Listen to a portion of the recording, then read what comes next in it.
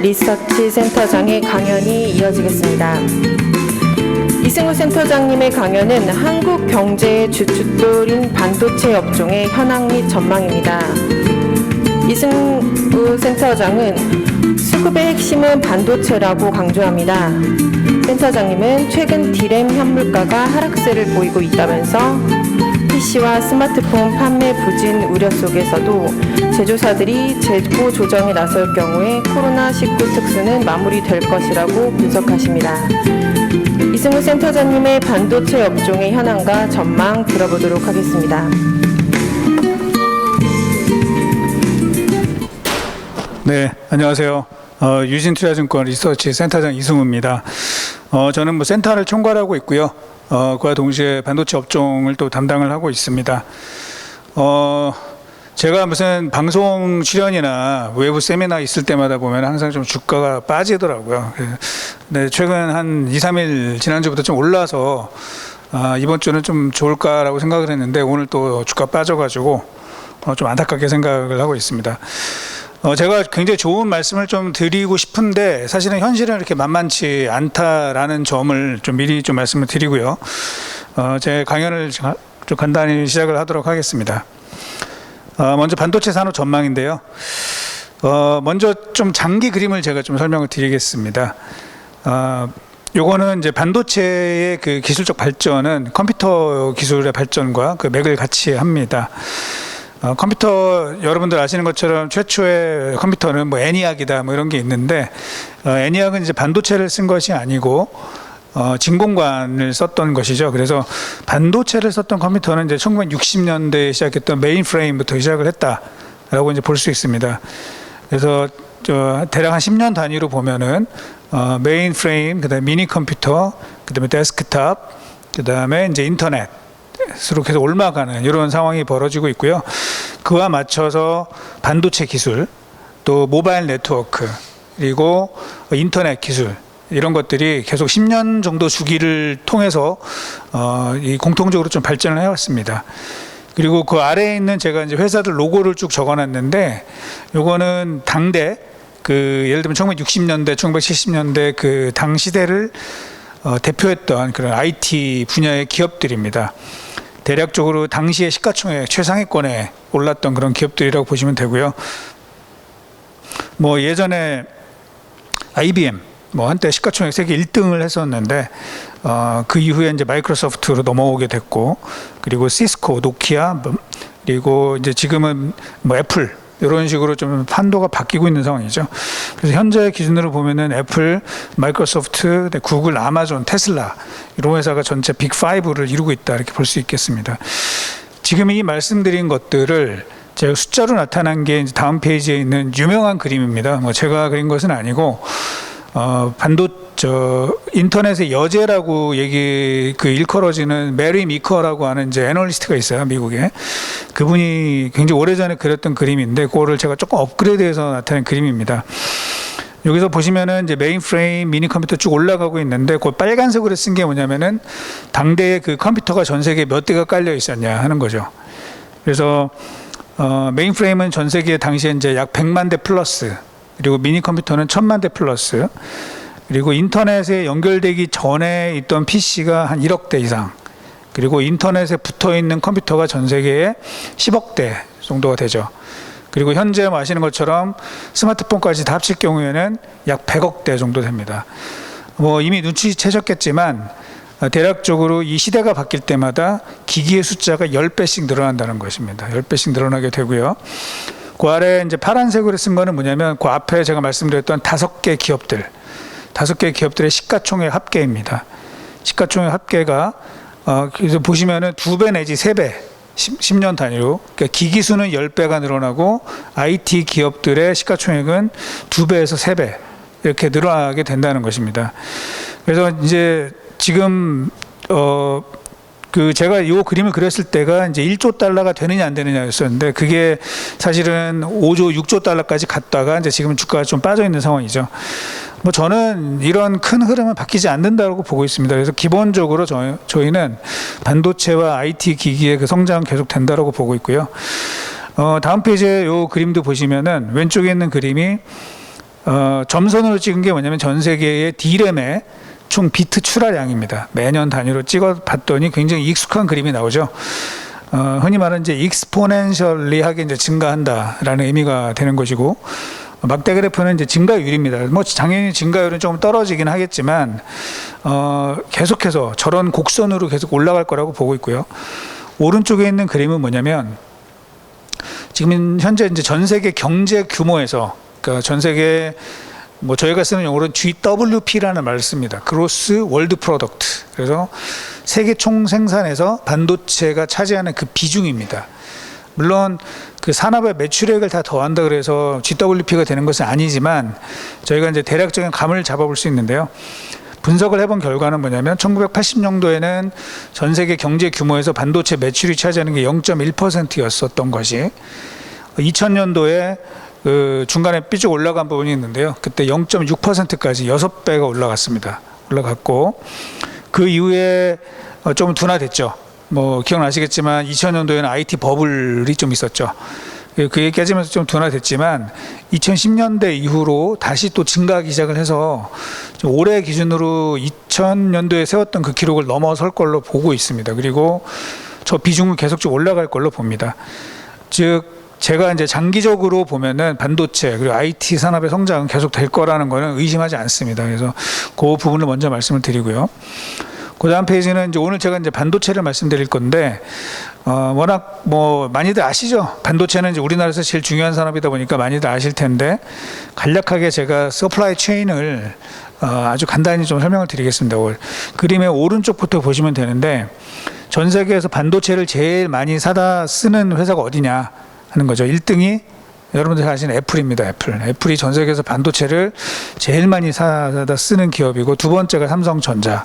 이렇게 보시면 되고요. 세 번째가 레노버, 네 번째가 BBK라는 그룹이 있습니다. 그러니까 BBK는 잘 모르실 텐데 이제 중국의 오포하고 비보라는 회사, 사실은 같은 회사입니다. 그래서 그렇게 합쳐서 볼 수 있습니다.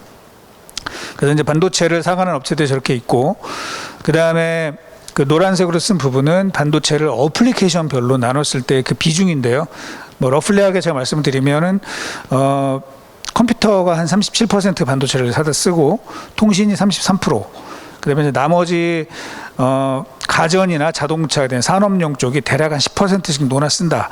이렇게 보시면 되고, 그다음에는 반도체를 공급하는 업체들 상위 15개 업체를 쭉 적어냈습니다. 보시는 것처럼 1등이 뭐 자랑스럽게도 삼성전자고요. 2등이 애플, 3등이 SK 하이닉스입니다. 그런데 이제 여기서 보시면은 아시겠지만 우리 그 제일 잘 나간다고 하는 TSMC는 여기 들어있지 않죠. TSMC는 엄밀하게 따지면 반도체 회사가 아니죠. 반도체를 만들어주는 서비스업을 하는 회사죠. 서비스업. 그러니까 자기네 제품이 없다라는 거를 제가 먼저 좀 말씀을 드리도록 하겠습니다. 그 다음에 제품별로 보면은 뭐 메모리다, 비메모리다 이렇게 여러 가지로 나눌 수 있는데, 제가 그 색깔을 위에 약간 회색하고 아래쪽에 하늘색으로 나타냈는데요. 하늘색에 있는 쪽이 뭐냐면 그 특수 목적용의 그 반도체가 되는 겁니다. 회색은 뭐 메모리나 CPU 같은 경우는 범용 반도체라고 하죠. 제가 이렇게 구분한 이유는 뭐냐면은 결국은 저 하늘색에 있는 제품들을 만드는 회사들의 밸류에이션이 더 높다라는 거예요. 그래서 위쪽에 있는 삼성, 인텔, SK, 마이크론 요 회사들의 밸류에이션 낮고, 뭐 아시는 것이 그 아래쪽에 있는 엔비디아나 AMD, 뭐 미디어텍 이런 회사들의 밸류에이션이 더 높게 되죠. 그래서 사실은 반도체 주가가 올라가기 위해서는 저쪽에 좀 포커스를 둘 필요가 있다라는 좀 말씀을 드리고요. 왜 그런지는 세상이 그렇게 바뀌기 때문입니다. 그렇게 바뀌기 때문에 그런 걸 좀 말씀을 드리고, 그 다음에 그 가운데 그 저기 네모나게 넓적하게 그린 게 있는데 거기에 이제 반도체 회사들이 포진해 있습니다. 그래서 반도체 회사는 크게 보면은 IDM이라고 하는, 그러니까 삼성이나 SK 하이닉스, 인텔 같은 회사가 있고, 그 반대편에는 팹리스라고 하는 회사들이 있죠. 요 회사들밖에 없습니다. 반도체를 만드는 회사는. 그러면 파운드리는 뭐냐? 파운드리는 반도체를 만들어주는 서비스를 하는 회사고요. 자기네 제품 없이 팹리스들의 제조 원가 역할을 하는 회사들이 되겠죠. 그래서 시장 규모도 팹리스보다 항상 작을 수밖에 없는 거죠. 그래서 그렇게 좀 이해하시면 조금 더 도움이 될 것 같고, 그다음에 맨 끝단에 오사트라 그래서 이제 후공정 서비스업입니다. 마찬가지로 얘네들도 자기네가 제품을 만드는 게 아니라 서비스를 해주는 거죠. 서비스. 그래서 그런 식으로 분리가 되어 있다라고 보시면 되고, 아래쪽에는 이제 장비 시장 그리고 재료 시장이 있습니다. 그리고 맨 왼쪽에 보면은 EDA 그리고 IP 이런 이제 두 가지 분야가 있는데, 요거는 뭐냐면 일종의 소프트웨어랑 또 지적 재산권이 되겠죠. 우리나라 반도체가 굉장히 잘하고 있지만 저 분야에서는 굉장히 약하죠. 저 분야는 전 세계의 거의 시장의 대부분을 미국이 쥐고 있습니다. 그래서 미국이 저쪽에 사용권을 주지 않으면은 반도체를 못 만들어요. 예. 그래서 그만큼 사실은 이제 국내 언론에서는 한국이 반도체 뭐 지배 국가다 이렇게 얘기를 하지만 사실 아니죠. 사실 냉정하게 얘기하면은 반도체 산업은 그냥 미국이 지배하고 있는 것이고, 한국은 거기에서 이제 제조를 좀 담당하고 있는 그런 역할을 하고 있다라고 보시면 되겠습니다. 다음에 그 주요 기업들이 이제 컨퍼런스 콜이 이제 진행이 되겠죠. 그죠? 최근에 아시는 것처럼 지난주에 TSMC가 이제 긍정적인 발표를 했고, 오늘도 IBM이 실적 발표를 하고 했는데, 제 애널리스트가 하는 얘기보다는 사실은 이제 기업들이 무슨 얘기 하는지 저희가 조금 한번 짚어보겠습니다. 먼저, 요 순서가 이제 날짜 순서예요. 날짜 순서. 그래서 3달 전부터 마이크론이 쭉 시작을 먼저 해가지고, 이제 다시 앞으로 돌아가서 이제 그 마이크론이 나올 텐데요. 자, 3달 전에 마이크론은 굉장히 좋은 얘기를 했습니다. 반도체 굉장히 좋을 것이다. 메모리는 굉장히 장기적으로 좋다 얘기를 했는데, 뒤에 나오겠지만 이제 3달이 지나서 마이크론은 자기네 전망을 바꿨죠. 좀 안 좋아질 수 있다라고 얘기를 했습니다. TSMC는 3달 전에도 긍정적, 이번에도 상당히 고무적인 그런 실적 전망을 했습니다. 여기까지는 좋았는데, 근데 이제 4월 말입니다. 4월 말부터 ASML, 여러분들 잘 아시잖아요. 슈퍼을이라고 하는 이제 ASML이 실적 발표를 했는데, 뭐라고 얘기를 했냐면은, 자, 매출은 20% 증가하는데 EPS는 10% 증가한다 그랬습니다. 무슨 얘기입니까? 바꿔서 얘기하면 마진이 빠진다는 얘기죠. 마진 하락 얘기가 이제 본격적으로 나오기 시작을 합니다. 뒤이어서 램 리서치라고 하는 반도체 장비 회사도 지금 부품 부족으로 인해서 반도체 장비를 만들지 못한다라는 얘기가 하고 있는데요. 지금 실제로 국내 삼성이나 SK 하이닉스 얘기를 들어보면은 저 램 리서치의 장비가 입고가 잘 안 된다 그럽니다. 예. 그러다 보니까 당연히 투자가 늦어질 수밖에 없는 거죠. 그래서 오늘 아침에 뉴스에도 크게 나왔지만 하이닉스도 지금 이천에 청주에 추가로 짓기로 했던 공장을 좀 딜레이한다, 뭐 이런 얘기들이 지금 나오고 있죠. 그리고 텍사스 인스트루먼트, 여기는 다들 그때만 해도 분위기가 좋았는데 우리는 2분기부터 매출이 빠질 것 같다 라는 이야기를 벌써 그때 꺼내기 시작을 했고요. 뒤이어서 보시면 마이크로소프트나 알파벳도 그때 이미 무슨 얘기를 했냐면 마진이 빠질 것 같다라는 얘기를 했습니다. 결국은 달러 강세, 그리고 원자재 상승, 인건비 상승 등으로 인해서 기업들은 이미 저때부터 압박을 받고 있었습니다. 저 당시에 삼성이나 SK 하이닉스는 뭐라고 얘기를 했냐면 좋다라고 얘기를 했어요. 좀 늦은 거죠, 사실은. 왜냐하면 저 회사들 마이크로소프트나 구글 같은 경우에는 삼성이나 SK 하이닉스보다 데이터가 훨씬 많습니다. 그래서 실질적으로 먼저 데이터를 접하고 그 다음에 그 주문은 조금 늦게 들어가겠죠. 그러다 보니까 삼성 하이닉스보다 먼저 제가 볼 때는 업황을 캐치를 하기 시작을 했었다라고 이제 볼 수 있겠습니다. 퀄컴도 이미 저때 매출 하락을 얘기를 했었습니다. 그리고 애플 이미 3달 전에 6월 분기에 매출액이 한 40억 달러에서 80억 달러 차질이 빚어질 것 같다라고 얘기를 했고요. 그게 이제 오늘 아침에 새벽에 얘기 들으셨겠지만 미국이 많이 빠졌는데 애플이 내년도에 어쩌면 감원을 할 수 있다 얘기가 이제 나오게 된 거죠. 그래서 업황이 그렇게 좀 돌아가고 있다는 거 말씀드리고, 아마존도 이미 3달 전부터 안 좋은 얘기를 했어요. 뭐라고 얘기를 했냐면 2분기에 영업 적자가 날 수 있다라고 얘기를 했습니다. 영업 적자가. 그래서 굉장히 상황이 좋을 것 같았지만 결국은 인건비 증가, 그다음에 물류비 증가에 대한 부담이 좀 커지고 있다라는 얘기들이 나오고 있었다는 것이죠. 일부 업체들은 이제 긍정적인 얘기를 하기도 했습니다만, 그 흔히 말하는 미국의 빅테크 기업들이 이미 보수적인 시각을 저때 보이기 시작을 했고요. 그 다음에 보시면은 시스코도 중국의 그 부품 조달 차질이 좀 빚어지면서 문제가 생겼다, 뭐 이런 얘기를 했고, 그 다음에 월마트하고 타겟이 우리 유통업체들인데 이미 저때 그 매출 하락 그리고 마진 하락에 대해서 경고를 했었던 것이죠. 이제 그게 결국은 주가 하락으로 이제 계속 좀 이어지고 있는 상황이었고, 그 다음에 이제 기억나실지 모르겠지만 스냅이라는 소셜 미디어 업체가 있는데요. 저 회사가 실적 발표하고 그날 당일날 주가가 43% 빠졌습니다. 하루 동안에. 그리고 저 영향으로 국내 반도체, 뭐 SK 하이닉스도 주가가 많이 빠졌는데, 이유는 뭐냐면 저 회사는 이제 광고로 돈을 버는 회사인데, 저 회사가 실적 경고를 했다는 얘기는 기업들이 광고를 줄인다라는 얘기고요.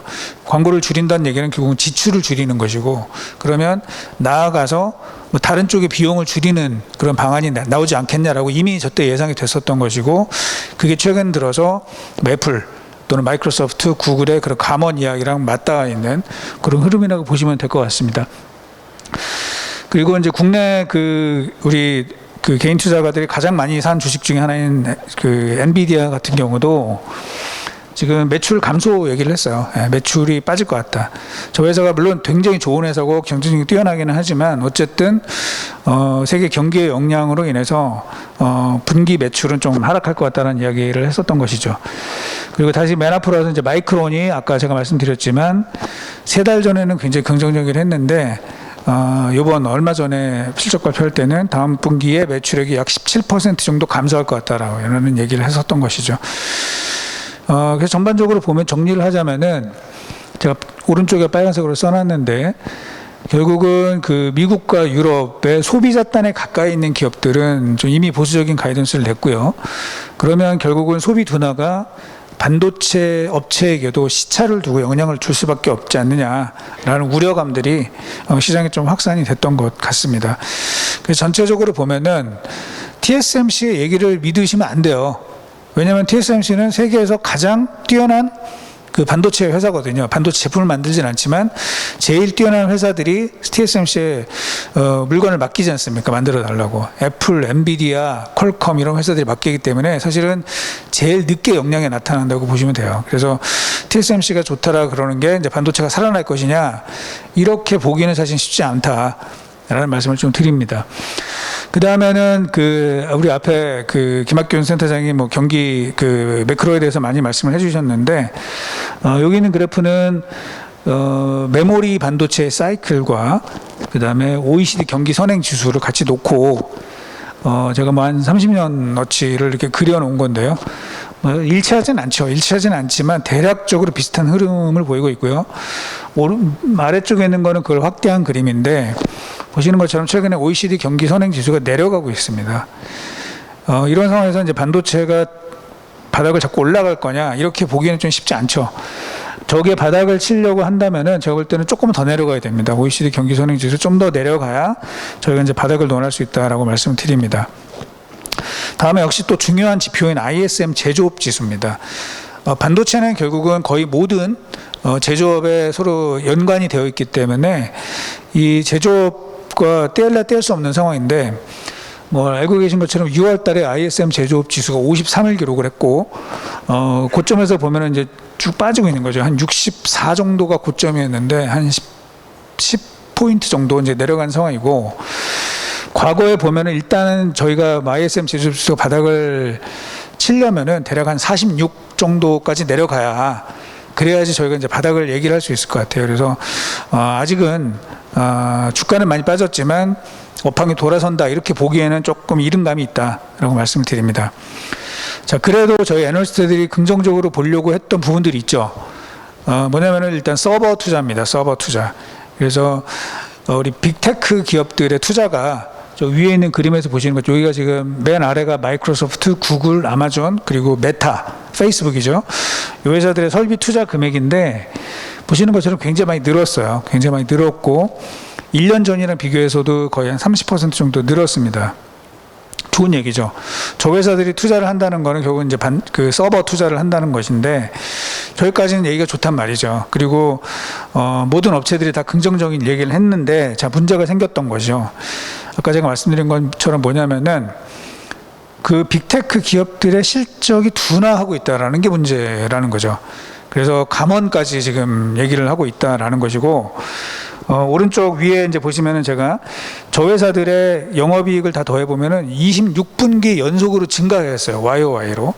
6년 반 동안 이익이 계속 늘어났던 거죠. 근데 그게 지난 1분기부터 전년 대비 마이너스로 바뀌었습니다. 마이너스 바뀌었고 2분기는 아마 좀 더 마이너스 폭이 커지겠죠. 현재 컨센서스 기준으로 보면은 작년 대비 약 10% 이상 지금 이익이 줄어드는 걸로 나오고 있습니다. 자, 그러면은 당연히 저희는 야, 이제 좋은 시절 끝난 거 아니냐, 이제 이런 걱정을 안 할 수 없는 것이죠.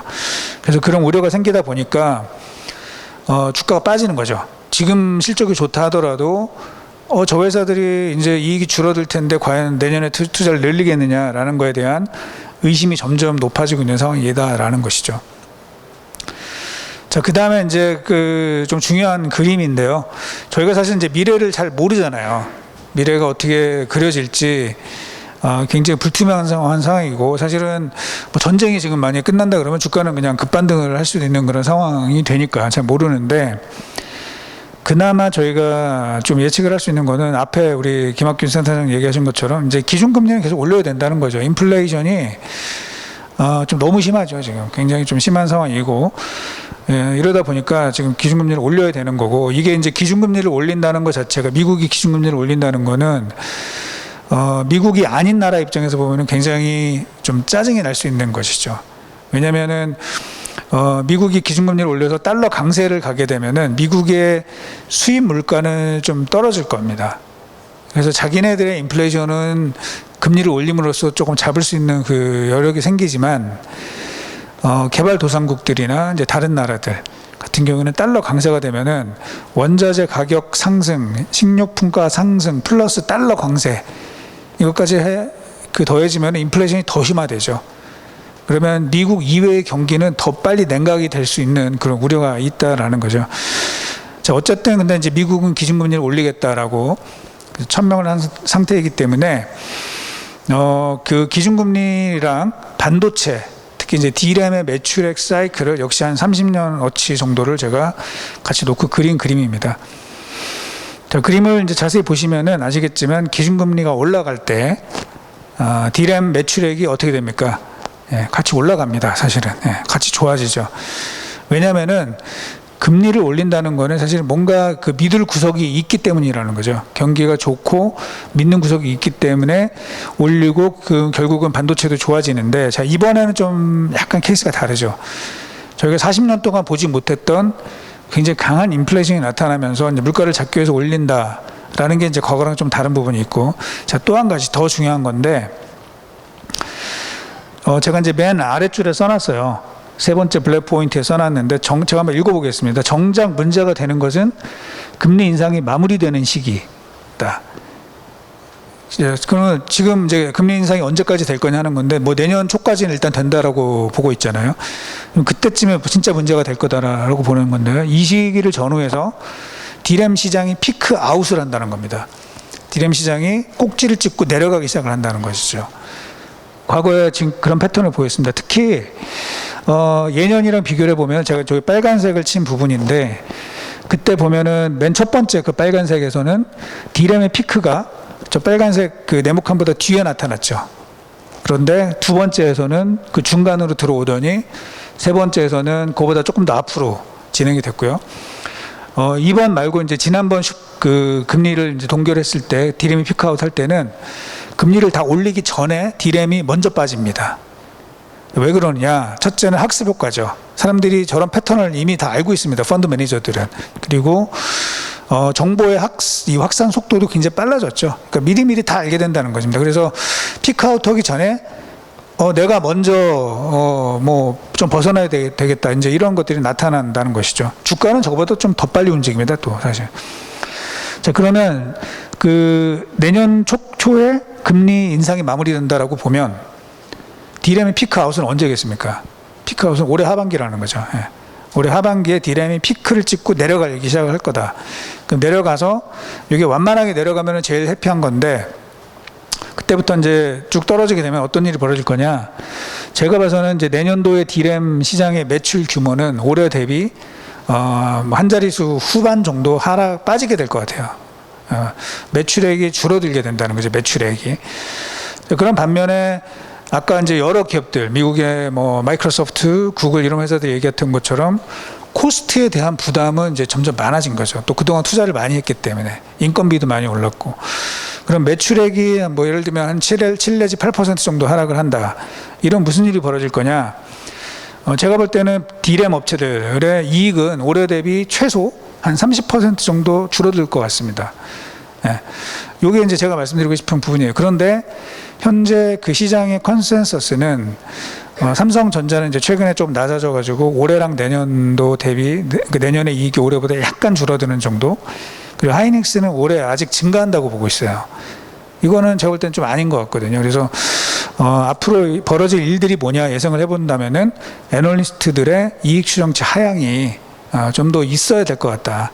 라고 이제 물론 제가 틀릴 수도 있어요. 제가 틀릴 수도 있지만 제 경험상 보면은 그 정도 이익은 충분히 빠질 수 있다. 그리고 그거가 좀 반영이 돼야 주가가 바닥을 잡을 거다라고 보고 있습니다. 자, 또 하나는 요거는 이제 그 까만색 그래프는 반도체 장비 시장의 규모고요. 파란색 그래프는 반도체 소재 시장의 규모, 역시 한 30년치를 그려본 건데, 지금 작년하고 올해 반도체 장비 시장이 너무 좋아요. 너무 좋은 거는 투자를 많이 했다는 얘기죠. 예, 장비 투자를 많이 했다는 얘기인데, 뭐 이유는 다 있어요. 왜냐하면 기술적으로 너무 어려워졌기 때문에 투자를 많이 해야지만 충분한 생산성이 나온다. 뭐 말은 맞습니다만 과거에도 뭐 그랬었거든요. 결국은 근데 경험적으로 보면 투자가 과도한 경우에는 그 이후에 좀 반작용이 나타난다는 거죠. 그래서 저는 뭐 장기적으로는 좋게 보지만 내년도에 반도체 업황에 대해서는 상당히 좀 보수적으로 보고 있고, 우리나라뿐만 아니라 미국의 그 반도체 업체들도 좀 실적 추정치가 많이 하향 조정돼야 될 것 같고, 그렇게 되면서 당연히 반도체 소재 장비 이쪽의 기업들의 실적도 하향 조정이 많이 될 것 같다라고 보고 있습니다. 자, 그래도 저희가 이제 희망은 좀 있는데, 뭐냐면 반도체 산업의 어떤 비즈니스 모델에 큰 변화가 계속 있다라는 거죠. 요거 마찬가지로 1970년대부터 해서 한 10년 정도 주기로 해서 어떤 식으로 변화했는지 보는 건데, 초기에는 이제 반도체 업체가 따로 있긴 있었지만 이제 뭐 그 회사들보다는 IBM의 반도체 사업부 또는 모토로라의 반도체 사업부에서 그냥 했던 게 더 중요했었죠. 그러던 것이 1980년대 넘어가면서부터 이제 세트, 즉 PC랑 반도체가 분리가 된 거죠. 그러니까 PC 조립업체 따로, 그다음에 PC를 구성하는 반도체를 만드는 인텔이나 또는 일본의 뭐 NEC 같은 회사가 이제 두각을 나타내게 됐던 것이고, 이제 80년대, 90년대 넘어가면서부터는 반도체 업체들도 다시 분화가 됩니다. 그래서 아시는 것처럼 설계 업체, 그리고 파운드리 업체, 그리고 후공정 업체, 이렇게 분업화가 진행이 됐었죠. 자, 그러던 것이 이제 스마트폰이 오게 되면서 다시 어떤 일이 벌어지냐면 세트 업체가 반도체를 설계의 중심에 서게 된다는 것이죠. 그래서 스마트폰을 결국 제일 잘하는 회사 빅3가 어디였냐 봤더니 애플, 삼성, 그리고 하웨이였다는 거죠. 그리고 결국은 반도체를 갖지 못했던 LG전자는 이제 거기서 탈락을 하게 된 거죠.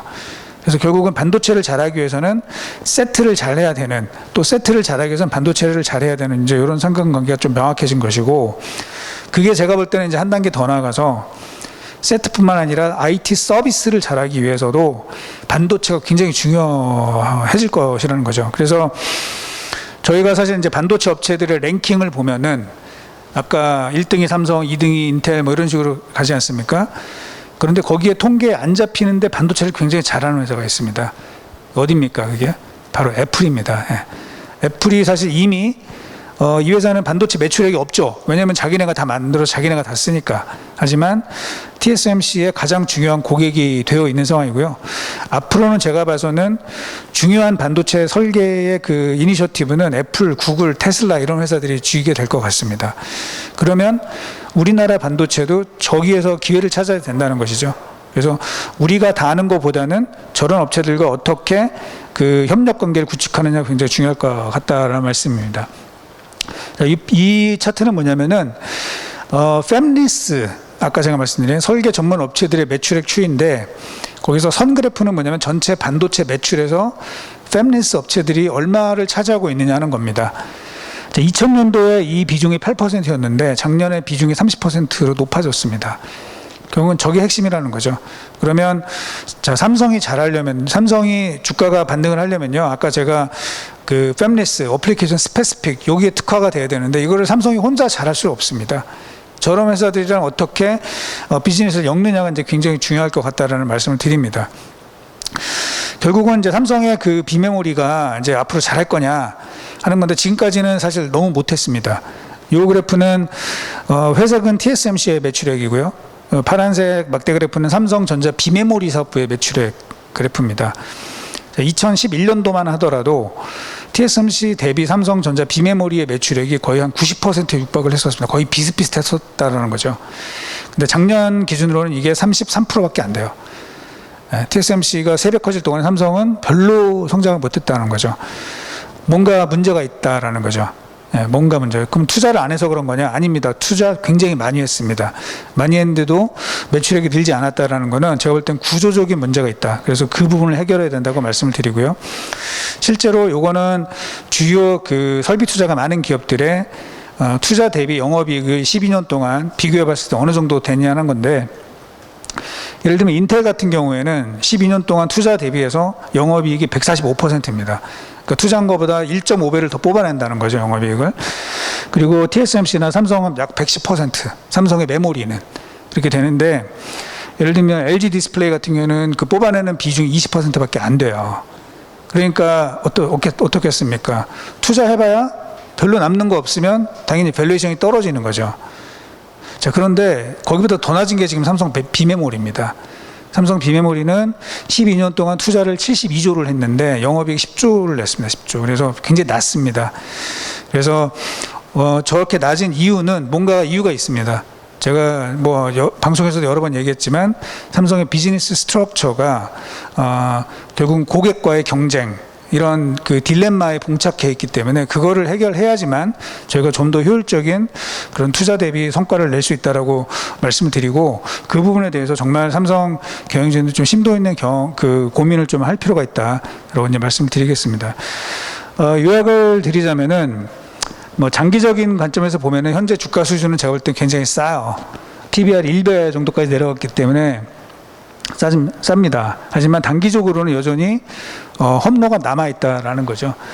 세계 경제가 지금 만만치 않은 상황이기 때문에 주가 상승이 반등을 할 수 있지만 어떤 의미 있는 그 추세적인 상승을 보이기는 좀 어렵다라고 좀 보고 있습니다. 그리고 삼성전자는 파운드리에서 어떤 괄목할 만한 어떤 획기적인 구조적 변화가 좀 필요하다라고 생각을 하고 있고, SK 하이닉스는 지금 단기적으로 재고가 너무 갑자기 증가를 많이 했습니다. 인텔 낸드 사업부를 인수한 것까지는 좋았는데 거기에 생각보다 재고가 좀 많이 있었고, 그 부분에 대한 버든이 좀 해소할 필요가 있다. 그래서 약간의 좀 시간이 걸리지 않을까 생각을 합니다. 뒤이어서는 이제 사실 뭐 제 전공은 아니지만 자동차 산업이 또 굉장히 중요한 이슈이기 때문에 간단히 말씀을 드리는데요. 자동차 산업의 미래의 핵심은 결국은 자율주행이고요. 이거는 또 어떻게 보면 인공지능, 반도체랑 또 연관이 되는 분야이기 때문에 간단히 한번 좀 말씀을 드리겠습니다. 그 자동차 산업이라고 요즘은 잘 안 그러죠. 모빌리티 인더스트리라고 얘기를 합니다. 그 모빌리티의 핵심은 뭐 커넥티드, 그 다음에 오토노머스, 그 다음에 슈어드, 그 다음에 일렉트릭, 이 네 가지로 저희가 요약을 해볼 수 있습니다. 그래서 보통 애널리스트들이 케이스라고 이름을 지어서 이렇게 얘기를 하고 있습니다. 분야의 모든 거에 공통적으로 들어가는 게 있다면 바로 반도체라고 저희가 할 수 있겠죠. 자, 자율주행이 왜 그렇게 저에게 중요하다고 보냐면요. 자율주행으로 앞으로 창출될 사회적 가치가 무려 1조 3천억 달러 이상에 달할 걸로 보고 있습니다. 작년도에 전 세계 반도체 매출액이 5,600억 달러였기 때문에 그보다 훨씬 더 큰 시장이 열릴 수 있다는 것이고, 특히 이제 오른쪽에 있는 그림을 보시면요. 요거는 AT컨이라고 하는 그 컨설팅 펌에서 조사를 한 건데, 이 자율주행이 되게 되면은 2035년이 됐을 때 그 인류가 어느 정도의 시간을 절약할 수 있게 되냐면은 5.1조 minutes를 절약을 할 수 있게 된답니다. 이거를 연으로 환산을 하게 되면은 무려 970만 년이라는 거죠. 그러니까 전 세계 한 80억 명의 사람들이 무려 970만 년을 1년에 절약을 할 수 있는 이 정도의 가치가 있기 때문에 그 자율주행이 몰고 올 수 있는 그 파장은 우리의 뭐냐면 인류의 시간을 늘려주는 그런 개념이 된다는 거죠. 그래서 굉장히 중요한 가치를 보고 있고 저게 되느냐에 따라서는 우리가 지금 상상하지 못하는 여러 가지 그 파급 효과가 발생할 수 있고요. 저때 중요한 거는 역시 또 중요한 것은 반도체라고 봐야 됩니다. 자, 그런데 그럼 저 자율주행 반도체를 제일 잘할 수 있는 업체가 어디겠느냐? 예, 제가 볼 때는 테슬라의 가능성이 높습니다. 예, 테슬라가 제일 잘할 가능성이 높고요. 그리고 거기랑 협력을 하는 그 관계를 구축하는 게 제가 볼 때는 삼성으로서는 무엇보다 중요하다. 물론 이제 지금 조금 하고는 있지만 조금 더 강하게 할 필요성이 있다라고 말씀을 드리겠습니다. 자, 자율주행 개발의 역사 쭉 있는데 요거는 뭐 나중에 보시면 되는데요. 여기서 중요한 거는 뭐냐면 2014년, 15년, 16년 이때부터 굉장히 급속도로 발전을 많이 했었다는 겁니다. 제가 저렇게 연도를 말씀드린 이유는 뭐냐면 2016년을 기점으로 해서 인공지능 산업에 큰 변혁기가 왔습니다. 그게 뭘까요? 2016년도에 여러분들 기억나시겠지만 이제 알파고와 이세돌 구단의 그런 대결이 있었습니다. 자, 그때 이후에 결국은 저는 이제 반도체 산업에 큰 변화가 있었고, 그때 사실은 이제 무슨 일이 있었냐? 엔비디아의 주가가요. 그때 이후, 그러니까 이세돌과 우리 알파고의 대결 이후에 얼마까지 올랐냐면 47배 올랐습니다. 47배. 그거는 제가 볼 땐 그러면서 인텔을 제끼고 세계 반도체 시가총액 1등에 올라갔었던 기업이었던 것이죠. 그래서 자율주행의 핵심은 결국 인공지능이고 그게 바로 우리의 뭐 미래 그리고 반도체의 미래를 좌우할 수 있는 중요한 기술로 보고 있습니다. 다음 페이지는 뭐 자동차 쪽에서 이제 많이 보는 건데 주요 자동차 업체들과 뭐 반도체 업체들 또는 서비스 업체들 어떻게 연관이 되어 있느냐 하는 건데요. 사실은 아직은 제일 중요한 거는 데이터를 많이 모으는 게 중요하고 그러다 보면은 서비스 업체 그리고 자동차 업체들의 그 협력 그리고 거기에서 반도체 특히 이제 우리나라로 치면 삼성전자가 어떤 그 전략적인 포지셔닝을 하느냐가 굉장히 중요하다. 그래서 제가 아까 이제 계속 말씀드린 게 뭐 돈 들여서 3나노 GA 하는 것도 중요하지만 그거보다는 전략적으로 어떻게 포지셔닝 하느냐가 사실은 훨씬 더 중요한 과제다 이렇게 말씀을 드릴 수 있겠습니다. 다음은 좀 뭐 세부적인 거라서 여기는 뭐 간단하게 좀 말씀을 드리면은 뭐 제가 뭐 복잡하게 써놨는데 뭐 이런 겁니다. 쉽게 얘기해서 테슬라가 잘하고 있는 것은 뭐냐, 그리고 구글이 약간 놓쳤던 것은 뭐냐라고 말씀을 드리자면은 구글은 인간의 능력을 넘어서는 그런 자율주행을 원했었던 것이죠. 그래서 라이다라고 하는 고성능 부품을 넣어서 뒤까지 다 보는 이런 그림을 생각을 했던 것이죠. 360도 그 좌표를 찍어서 우리가 뒤까지 다 보면서 주행을 하겠다 이런 거고, 테슬라가 원했던 자율주행은 뭐냐면 딱 인간만큼 할 수 있는 거죠. 딱 인간만큼 하기 위해서는 중요한 건 뭐냐면은 보는 거죠. 눈으로 보는 거고 그 눈으로 포착할 수 있는 그 정보들을 인공지능 뭐 딥러닝을 통해서 그것들을 잘 제대로 해석하느냐, 여기에 초점이 있었다는 것이죠. 그래서 이제 그게 지금 잘 먹히고 있는 것이다. 그래서 결국은 그 인공지능 그리고 그와 관련된 반도체 그쪽이 중요해지게 될 것 같고요. 이거를 아까도 말씀드리지만 삼성이 잘하는 게 아니라 그 서비스를 잘 이해하고 있는 업체들이 제일 잘할 거다라는 것들을 제가 계속 좀 말씀을 드립니다. 특히 우리가 잘 보고 잘 느끼기 위해서는 여러 가지 센서들이 계속 늘어나게 될 텐데, 그와 관련해서도 여러 가지 이제 반도체 그리고 그거를 메모리에 탑재를 해서 인공지능 데이터로 환산하는 이런 기술들이 계속 중요한 역할을 하게 될 것 같습니다. 자율주행차의 프로세스는 결국은 뭐냐면 반도체가 그거의 핵심이다라는 것들을 얘기를 하고 있어요. 그래서 아까 제가 이제 뭐 메모리의 단기 전망은 좀 우울하게 말씀드렸지만 장기적으로 보면은 여전히 반도체가 해야 될 일은 여전히 굉장히 많이 남아 있다. 앞으로 지금까지 했던 것보다 더 많은 일들이 남아 있을 수 있다라고 말씀을 드리고요.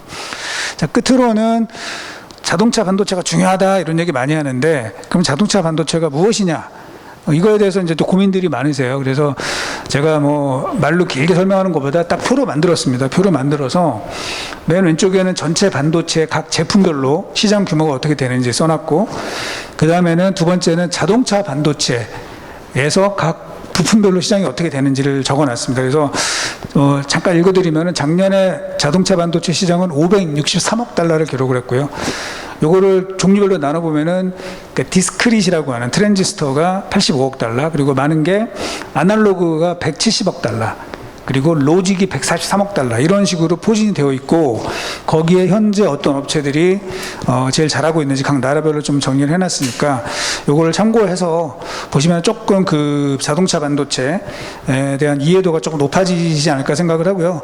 지금은 여기 보시면 이제 메모리에서 자동차 반도체가 차지하는 비중은 전체 한 2%밖에 안 됩니다.